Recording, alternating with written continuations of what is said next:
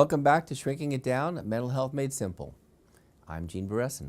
And I'm Steve Schlozman, and today we're very fortunate to have with us a guest, Dr. Ellen Braaten, who is the Associate Director of the Clay Center, along with me, actually. We share the same title. And she is here to help us talk about, what are we talking about? Well, today we're going to be talking about, Valentine's Day is coming up, and we're going to be talking about loving relationships, because, we've seen all these commercials on TV, all this love and schmaltz and hearts and all this stuff. But, let's just talk about loving relationships, and let's start with families. Wait, before we even get there, Ellen, I like you very much. Yeah. Why do we need Ellen for this? Like, what is the purpose of having Ellen for this particular discussion? Well, one of the things we're going to talk about, I hope, and by the way, this is not simple. I mean, this is really complicated, but there are incredible differences between romantic and loving relationships between men and women, boys and girls, right? You haven't answered my question yet, though. Well, she's different than you or me. The girl part. Yes. Woman part. Right. Yes, Okay. because we look at loving relationships differently. Okay. That's right. Maybe. There is a difference between So men and women, between boys and girls, and part of it is our genetics, and part of it is the way we're socialized, and part of it is lots of other things, but we have to have somebody else represent. Yeah, I couldn't speak for women. Yes, this is a bit of my leading the witness, No. but I wanted to make sure that we make it clear that we understand this potentially for cultural and biological reasons Absolutely. differently. Mm-hmm. Yeah. And that's So let's get complicated here. So we know that we have loving relationships and families, right? Let's go beyond. Let's not get to romance. as of first. this morning, it was a loving relationship. Okay. You never know. But as of this morning, because there are conflicts, right? There are conflicts in families. So how do we love each other and hate each other? Because, when I ask the medical students or some of my patients to come in, do you love and hate your parents? And the answer is always yes. Well, how can you love and hate somebody at the same time, and how can it still be a warm, loving relationship overall, right? Okay, how do we deal with that kind of conflict? I'm still working on it. What do you do? Yeah, what do I... Well, I think that that love and hate shouldn't be equal, first of all. So, yes, maybe your medical students do say they have both, and most of us might say that at one point or another, but the love should be a much bigger slice of the pie than the hate. That's got to be a and 70s song. Oh, I think so. Love is a much bigger slice, like by Seals and Croft or someone. Yeah, We'll definitely. We'll write it afterwards. Yeah. Keep going. And I think that that's a lifetime goal. I mean, that's a lifetime thing that it's sort of like part of being in a relationship in a family is negotiating that on a daily basis, like you were saying, like this morning, things were good. Tonight they might not be, and then over a lifetime. But the other thing is that the most important sign of love, for example, for a 2-year-old or a 3-year-old, is by saying no. You can't put the fork in the light socket. You can't pull the cat's tail. You can't do something, So I mean, some of the troubled adolescents, the delinquents that have come in and I've seen over the years, have said to me, it's not that someone didn't say they didn't love me, it's that there was nobody around who cared enough to say no and basically punish me, and for me to make up and make amends and say I'm sorry. Because if I have nobody to say I'm sorry to, then who is there for me to love? Would you say the same thing goes for romantic relationships too? Yeah, I think romantic relationships get closer if people can have a good fight and kiss and make up. So I think in all of these cases, one of the things that is a source of conflict and also a source of connectedness is actually being separate. And so some of the things that I think are conflicted, saying no is one of those things that really gets kids upset, or not saying no, not having limits. But part of that is the idea that you are teaching that child to be a separate person, an independent person. You're saying no to them because you want them to internalize that themselves. And I think that relationships get complicated when we don't have that separateness within ourselves, whether a parent is disappointed because that child wasn't who she wanted him to be, or she wanted her to be, or So I think that's part of it, and I think some of the disappointments we have maybe with our own family members is like, I don't like who they are because doesn't fit my needs. They're It's not not who me. I want them to be. They don't have my belief system. And so I think being able to be present in a relationship means being whole yourself and also being able to see them as a separate And to individual. be loved for who you are Yes. and not who you should be. Right. So Yes. it's interesting. The reason I was laughing here is like I was thinking of first of all some of the kids I see in my practice, and also my own kind of experiences in high school with like that first time you really fall for somebody. You actually don't know where you end and they begin. Like that. Like you are sure that's your soulmate. Like that's the person, the only person that will ever exist. And actually, one of the biggest mistakes you can make as a parent is to say, "Oh, honey, I know this hurts, but there's other people out there." But that's like an empathic failure, right? There's nobody else. And then I was reading some literature on it, and if you look at people adults in the early stage of falling for one another, it's not just that they ignore their disagreements; they have no disagreements. That comes later. That usually happens 1 to 2 to 3 months. There's a difference between connected love and affiliative love. So Connected love. So they talk and about affiliative love is when you actually have to sort of work through your differences. Yeah. In the beginning, you might say, but wait a minute, you voted for blah, you voted for, no, we didn't.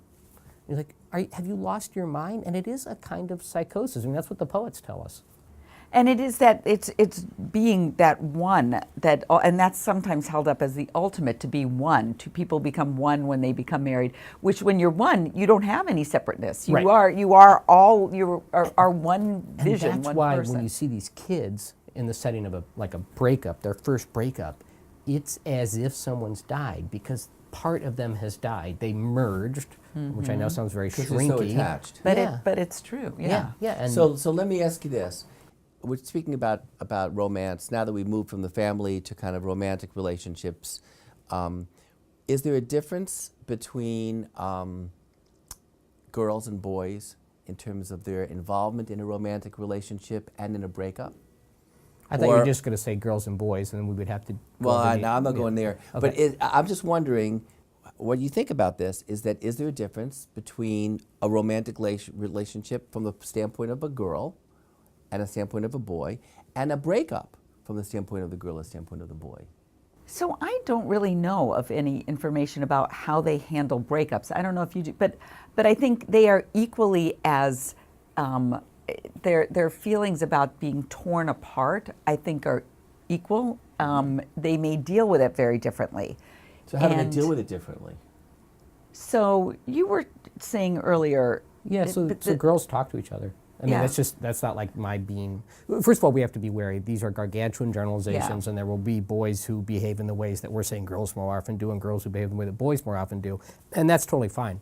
But if you look at the data, girls are much more likely to bring that kind of emotional distress to their best friend and to say, this horrible thing happened. And talk about it. Right. They're much more likely actually to be physically comfortable with each other, like to put their arms around each other, to say, I love you. You just don't hear boys in this culture. Other cultures you do hear that, but in this culture you don't. So in this culture, the boys go out and shoot hoops? That is, so in one of the studies, they looked at girls and they looked at boys following some sort of horrible event where they went to each other for comfort. The girls sat down and talked. The boys went and shot baskets. The initial conclusion was the boys can't deal with this. But then in the standardized assessments afterwards, where they said, hey, how you doing afterwards, they were equally doing better. So the question really was, should we be asking boys to learn how to talk with each other better? Personally, I think we probably should, because it's not such a bad thing to do. But we shouldn't stop them from going to shoot hoops when they need that with each other too. They're doing what, for biological and cultural reasons, is the thing that's been prescribed for them to do. Well, things, but we're talking about the socialization of boys versus girls. But over the years, it's changed. And it's changing. So, for example, in athletic events, back in the 50s and 60s, you'd never see guys hugging each other and crying. And now, in the NCAA finals, whether it's football or basketball or you name it, they're crying, they're hugging, they're kissing each other. It's kind of like this love fest. They love each other. They're expressing real love for each other in a way.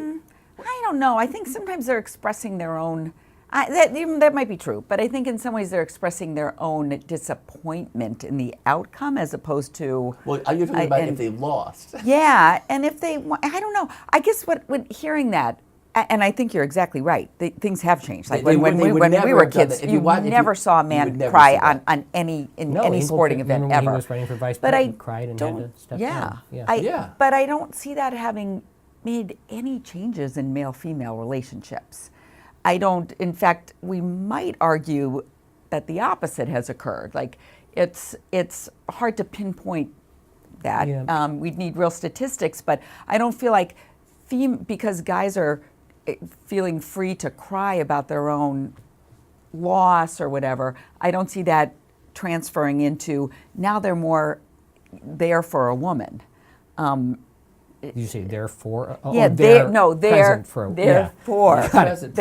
present or for a partner. I don't. It seems like violence is up against women. So these two things don't seem to run in parallel to me. Well, I think it's a really interesting topic to think about because it feels like the culture itself is in conflict with itself. We have certain values that we stand by, believe in, will on paper adhere to, but then our behavior doesn't always reflect that, and often doesn't reflect that, as we've seen in the news lately, which is a distance away from wanting to talk about love. Yes. But you can't not bring it up. Can change, and you said some things haven't changed, but some things have. Well, first of all, the fact that this involves socialization and the way we raise our kids. Should we be thinking of how we can raise our girls and our boys to have more warm, loving, expressive relationships, or do we let this thing just kind of ride on its own? Like there are a lot of parents that are going to be watching and listening to this that want to know, like, how do I raise my boys and my girls, and what do I do? What can I do to kind of make their relationships healthier? Because isn't that what we want as parents, to have our kids have healthy relationships? I mean, that's certainly what I want my kids to have. Yeah, no, it's one of the number one things that parents tell me. Yeah, it's also what parents worry most about. Let's talk about how we can help our kids have healthy, warm, and loving relationships, and what can we do as parents? So I think back to this idea of raising an independent child is important. And by independence, I mean confidence, and I mean being able to bounce back from challenges. So, knowing your child better and helping them understand themselves, I think makes them a better partner. It also makes you better on the playground. If you are not feeling self-conscious about a learning issue, you're not anxious, or you understand what those are, you're much more likely to reach out to someone. So what's really interesting about what you've said all along from the beginning here is that when a person is autonomous, independent, self-contained, confident, they're more able to have a loving, warm relaip than anything else. Yep. I think so. That might be my bias, actually, that's what all the research shows too. Yeah. And yes, because when relationships get messy and in a bad way, not in that kind of fun way, when but in that. Lose who yes, you are. it's when you start to get enmeshed, or when you start to put your own values on that person, whether it's your mother, your child, your partner. So my parents never voted the same, ever, until Reagan, I think, where they both voted against Reagan, which doesn't matter, but the point is that they never voted the same. My dad voted for Nixon, my mom voted for McGovern.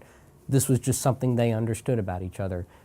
I don't hear that story so often these days. Mm-hmm. So as much as we're saying this, I know. There is always this kind of tug back towards enmeshment, which might be something. Enmeshment meaning? Like losing where you end and they begin. Okay. So now it's that time in the show. Wait, I just have to share one quick story.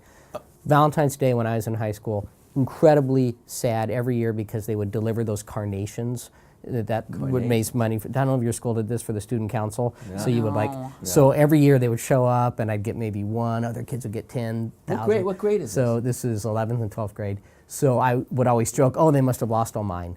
My freshman year of college, there was a dozen carnations on my bed on Valentine's Day from the girl who sat behind me in my AP English class who said, I remembered that joke, left me a little note.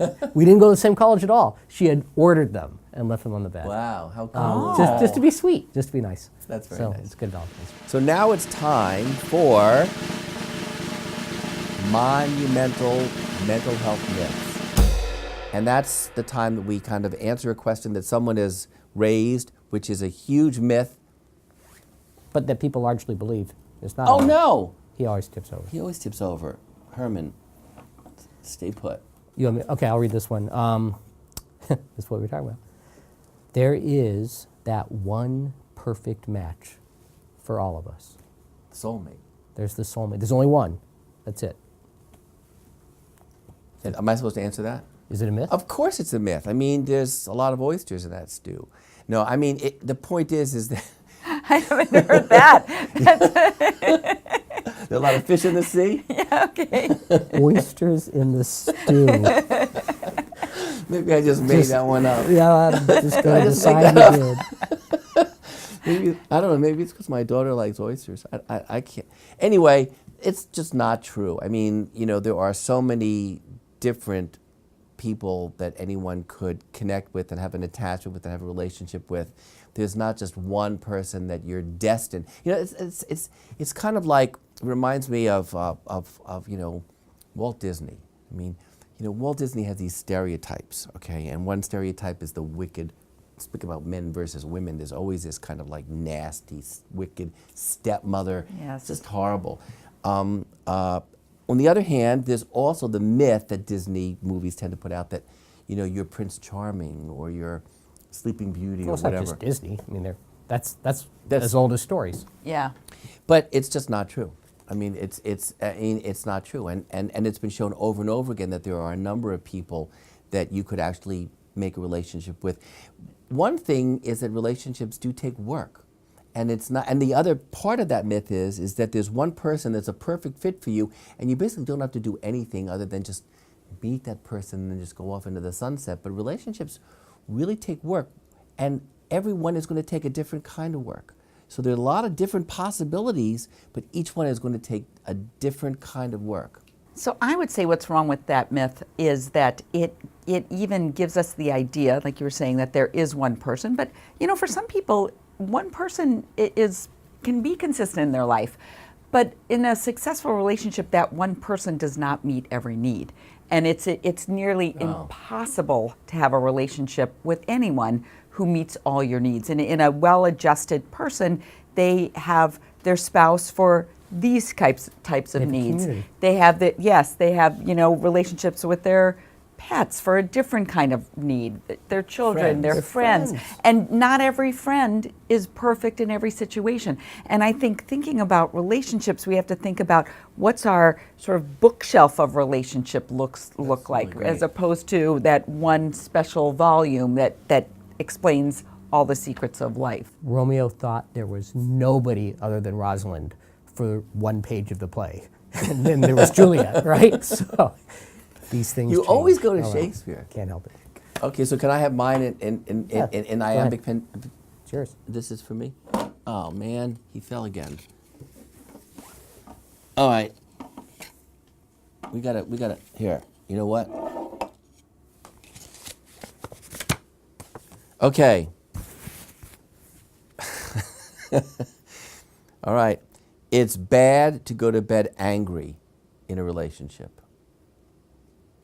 I don't know what that means. Well, I've heard people say that. Like, Have you? Don't, It's never bad to go to bed bed. Oh, mad. in other words, so you have to You have make to up settle before the you have to argument settle before you go to sleep. Okay, so here's the myth. If it is a myth, it's bad to go to bed angry in a relationship. So it's actually been studied. I think it has been studied. Yeah. I mean, it's not like you need a study, but it's been studied. Sometimes you're tired. Sometimes you are not going to work. You're not going to bed saying, I'm done with you as my partner. You're saying, we're going to have to talk about this tomorrow morning when I've had more sleep. That's a really different thing. I'm still pissed off at you. I'm still angry. But I'm going to go to bed right now, and then we'll talk about it tomorrow. I also think it kind of speaks to that letting something fester too long. If you kind of look at it more as a metaphor than a literal sort of thing, letting something fester too long is never a good thing. But So leaving it for the next day or the day after that, and So that's true. Is a good thing or is not? Is not a good thing. I mean, leaving something, not dealing with it at the time Right. So that it if needs there's to something be. in the room, people often, I think that's what that saying means. Right. People Yeah. often interpret it literally. Literally, and, yeah. And that's the problem. Yeah. But you're right. If there is something that's causing resentment, it's got to be brought up, and that doesn't just have to do with spouses. It has to do with your resolve kids, Yes. with your You parents. can't let Yeah. it go on too Yeah. long. Yeah. Because sometimes it'll never get resolved. Right. No, it'll become the thing that's not talked about. Right. And we know that for sure that that's never a good coping mechanism, to be upset or angry about something and just leave it there. And then it breeds That's- resentment. Yeah. Yeah. Well, Happy Valentine's Day. happy Valentine's Day, everybody, and thanks a lot for listening. And please send us some comments, questions, other shows or topics you'd like to hear about. I'm Gene Beresin. And I'm Steve Schlozman. And I'm Ellen Braaten. Bye-bye. See you next time.